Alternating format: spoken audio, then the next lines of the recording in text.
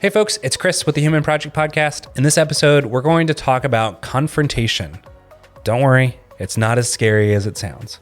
We're going to walk through what is our motivation for confronting, when do we need to do that, when is that responsible. We'll break it down into 4 steps that are involved in having a confrontation, and we'll talk about how to help use confrontation as a way of building community, building vulnerability, building connection. Take a listen to the episode, let us know what you think. Hello, Mark. Hey there, Chris. How's it going? It is good. It's been a great day of recording. How are you doing? I'm doing good. Yeah, I've really enjoyed today. We've recorded several episodes and got lots to talk about and hopefully helpful stuff for people listening. Yeah. So today I want to talk about confrontation. Okay. Shoulders up, blood pressure rising. I remembered. I just got to go do a thing. Yeah, I got the thing over there with the you know who. Yeah. But I think we have this really adverse reaction to confrontation or conflict or Sure. Those are 2 different things, by the way. Right. Conflict, I would say, is like the big picture of it, and confrontation is a single element of it. Yeah. And this is fresh on our minds because we are working on creating a conflict class called Conflict to Connection. Yeah. Because conflict is not all the bad news that most people think it is. Right. But when done well in community, it's there if done in a healthy way to help give us connection in community, get even more depth and vulnerability to what we are called to. So if you're interested in that, some of the stuff we'll be talking about today will be in that conflict class. We have one coming up in November. Mm-hmm. So definitely recommend checking that out. And if you listen to this after November of 2024, I'm sure we'll have another one on the calendar. So check Human Project's website to see what else we have out there for this class. Yeah. But the central premise I want to talk about today is like the pinnacle of conflict.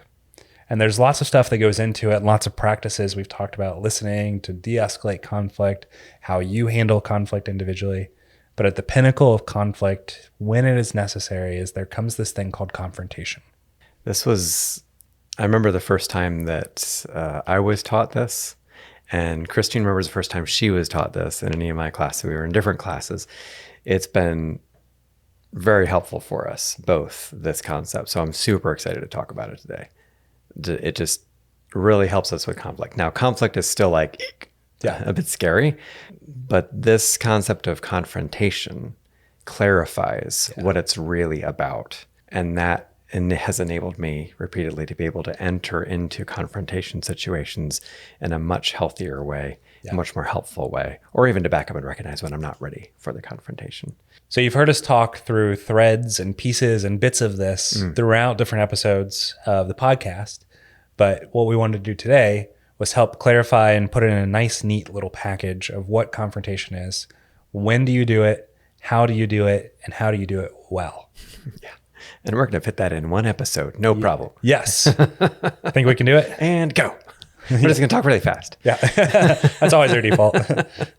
One at a time, just talk faster.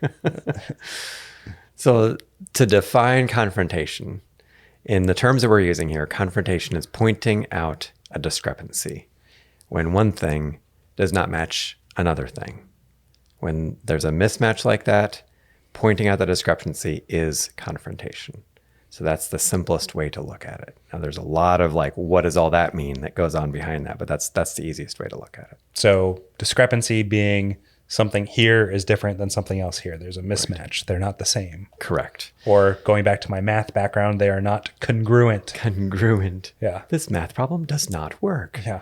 So a lot of times this would be something like maybe somebody has said something in the past, but now they're saying something or doing something that doesn't match up with that. That's probably the simplest example or concept that you can have, where you said you were going to take out the trash yesterday, but it's been 3 days and the trash hasn't been taken out. So those things aren't matching up. That's a discrepancy in the simplest form of it. Yep.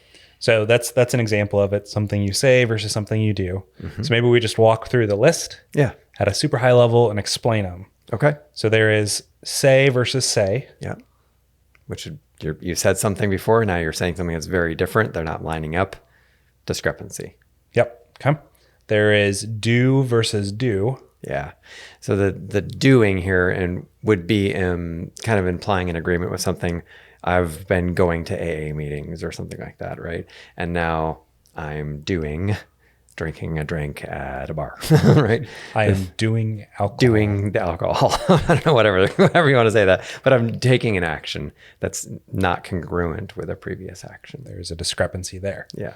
There is say versus do, like what you talked about with the trash analogy. Yep. There is do versus an external standard. Right. And this one, I like to use the example of my dad was a CPA. He's now retired, but a certified public accountant. So he had a set of ethical guidelines that he agreed to in order to become a CPA. And if I became aware of him, which would be very unlike him, but if I became aware of him cheating one of his clients, doing something like that, then that would be what he is doing, or what I believe I see him doing, doesn't match up with an external standard that he has agreed to. And then the last one is say versus other evidence. This to me is almost like a subset of say versus do in a way. Like if you said that you're not going to go, to that restaurant anymore, and then you post pictures of yourself, in Facebook at the restaurant, I'm going to say what's going on with that. And maybe that's not maybe a big deal of going to a restaurant per se, but it's just like there's some other external standard. I heard from somebody that you were there. It was reported that you were there. There's pictures of you there, whatever the case might be, but it's indirect is the point. Yeah. So having that discrepancy, that incongruency, a mismatch of something, what we have found this to be really helpful for is that it's not just, I don't like what you did. Right. That's not confrontation. That's just preference. That's just voicing, maybe even making a request, which we've talked about in other episodes. What it is holding up a mirror to say, there is a mismatch here. What do you want to do about it? And it's a very lightweight way of fostering healthy conflict. Yeah. Yeah. It's tentative in the sense of like, I want to assume that there's something here that I don't understand about this, but I also want to assume that my perspective is showing a mismatch and we need to talk about this. Yeah. So it's kind of in between those two realms. Instead of being accusatory, it's curious, but it's also not like, it's not that big of a deal. Actually, it could be a big deal. Let's talk. Yeah. I think that's one of the ways in which it can be really healthy to do this. The other is, I think we had a discussion about somebody that was having a hard time providing a discrepancy or providing an example of a discrepancy because they had never set a boundary. Right. And so they didn't have anything to say, you had agreed to this boundary before and now you are crossing that boundary. So that's a big step in doing this in a healthy way, is making clear what those boundaries are so that you can provide options and evidence of discrepancies. That's very common for me personally, and also people that I work with when we talk about these discrepancies and confrontation, is we discover there isn't a discrepancy yet, except that someone's not meeting my unspoken expectations maybe. And they're like, well, then we got to back the bus up here a little bit and have the first conversation before you go to the confrontation step. Yeah. So when we talk about the pinnacle being confrontation, the step below that is making requests. Step below that is setting those boundaries and making those requests. So if you find like, oh, well, I don't have any other discrepancy to have here, it's not my preference. Well, make that preference clear. And then invite why, bring the curiosity in a healthy way. It says, here's the why. They don't have to agree with it. Yeah. You've said, this is my boundary. This is something that I expect going forward. Right. And then they can choose to ignore that or follow that. Or offer an alternative. Yep. So it might be worth revisiting this confrontation pattern, I guess you'd say, a little bit, just to be really clear about it. Because for some of us walking into this, we're going to need those training wheels because we're right on the edge of flooding, perhaps, when we're trying to have these conversations. So let's say you have been able to identify a discrepancy. Great. So you're not in the situation maybe where you need to go make a request, or we've gotten past that. But you're at the spot where there is a discrepancy. So what are the actual elements, pieces, parts of how we would have this conversation about discrepancies? The first thing that came to mind is one of my favorite shows, The Office. Oh no, I've hit the office button. There's I think I've talked about this when they do the Willy Wonka thing, and Michael goes down to the warehouse and he starts yelling at them going, idiot, idiot, you idiot. And he's like, start over. So don't lead with that. For Don't lead discrepancy. with that. That's a good principle. Yes, that's helpful. Okay. A soft open is how I've heard it described. Even a relational one. Like, what's the relational context? In order to reach the pinnacle, you've talked about it as the pinnacle. We kind of visualize it as a triangle or pyramid a lot of times. Yep. And you mentioned earlier in the pyramid episode, scheme of conflict. Oh, goodness. Pay us $20 for that. Thank you. But to reach confrontation, there's a bunch of things that have happened before that for it to be healthy, like you mentioned earlier, right? Empathetic, reflective listening. There's a lot of connection. There's a lot of relationship there. So connect back to that at the beginning of that confrontation. I care about our relationship, or I care about your situation. You have to be genuine, obviously, or that's not going to work. So that's great. Just saying it doesn't make it true. Right. Yeah. And then the tentative opening, right? I think I'm seeing something that looks like a discrepancy to me. Yeah. In the past, you've said this or you've done this. Here's what I'm seeing now. Help me understand the picture, because it looks like a discrepancy to me.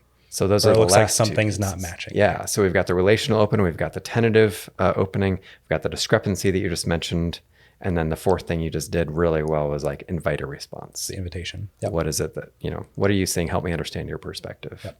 So those, great way to model confrontation. Mm-hmm. So that's the process, that's the mechanism. Build on the connection, follow those steps. Now, how do you do that well? Because I think one of the things you can get caught up in is thinking that my way is the only way coming into it. And sometimes there is truth. There is an external standard that was broken, because sometimes this is extremely serious, where the cost of breaking that external standard results in significant punishment or discipline for somebody. Yeah.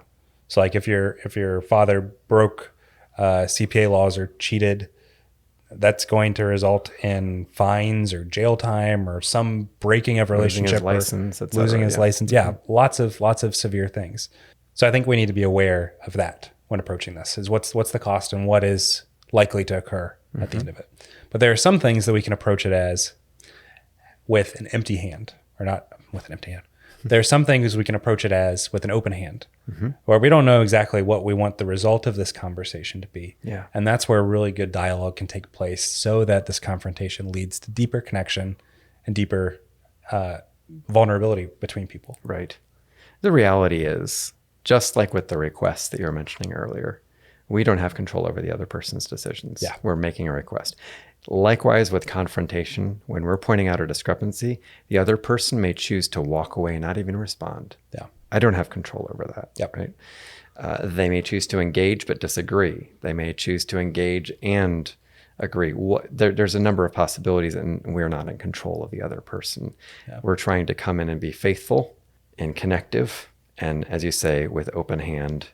I want to understand from their perspective what's going on there, and meet them in the middle of that, and invite them to understand my perspective as well. And that's healthy, connective way to address this.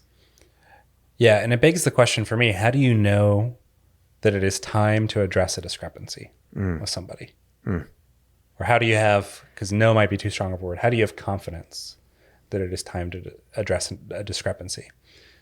One of the things that was really helpful for me is Pam Ping brought up her quote was something along the lines of, if it is me desiring to have the conflict, that is normally a warning sign for me. Okay. That it's probably not the conflict that I should be having. If it is me trying to avoid the conflict, but knowing that it's something that I need to do, that's normally a good sign that the conflict is worth having. The confrontation is worth having. Okay. So I thought that was a helpful mechanism for that. Any others? So that sounds like a motivation check you're talking about. It's not just me feeling good about myself to do it. It's a responsibility. If you're bruising for the fight, it's probably not the time. Yeah, exactly. But if you're like, well, it needs to be done and I don't really want to do it, that's a different situation. That's probably when it's time. Yeah, I would look at it in a different perspective too, as early as has given the other person the opportunity. Yeah. Right? Because the longer that we wait, the more that the staler, if you will, or the more set in that discrepancy can become. And that's particularly in relational dynamics. So if you have had the conversation, made a request, and the two of you have come to some sort of agreement about this, how we're going to be relationally and treat each other, and then the other person doesn't do that, if that isn't something that you have the conversation about, then that implicitly, I'm not saying that's even understood that we think about explicitly, but implicitly that's okay in our relationship because it's happened and I haven't confronted. So instead, as soon as I can, the immediacy effect, it's appropriate to have the confrontation. And even just saying that, I hope gives the implication that it's not necessarily meant to be a huge production. It's not like we go, okay, let's set aside a whole afternoon. It's not an intervention. Evening, right? Yeah. Although that could be. It could be in some cases, but it doesn't have to be all the time. And in a good relationship, to put it in a punchy way, if you are in a good, rich relationship with somebody and you haven't confronted them, you're not doing your job relationally. Oh, wow. It's tough. And I say that as somebody who really does not like to confront, okay? So I'm saying that to me too.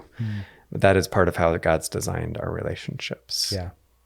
Yeah, there's that tension between beauty and inconvenience and not funness that comes with being in a relationship. And I think that's a really good way of calling that out. So watch the motivation, check the heart, check the immediacy, and then those 4 steps were... For the confrontation itself, you open relationally, you have a tentative start, you identify the discrepancy, and the 4th thing is you invite a response. Nice. Wonderful. I'll just add one more thing to the, how do you know it's time? Have the conversation with God. Yeah. God knows exactly what's going on with you and with the other person, all those things we talked about, the motivation, the risk, all those kind of stuff. And he is very good at guiding us to know when it's time and how and what to do, the best ways to do things. Awesome. So I'm hoping that made confrontation a little less scary, a little bit more accessible for you. If you want to learn more, like I said, come join us at our Conflict to Connection class, where you'll hear all about this, get a chance to rework an actual conflict scenario you're going through, think about it, process it in community with other people that are there to help give you advice, help pray for you, to be able to process some of these things. We'd love to see you there. Love to hear your input, feedback on other things that you want to consider or for us to talk about with conflict. If you want to learn more or you want to send us some ideas, info@humanproject.us.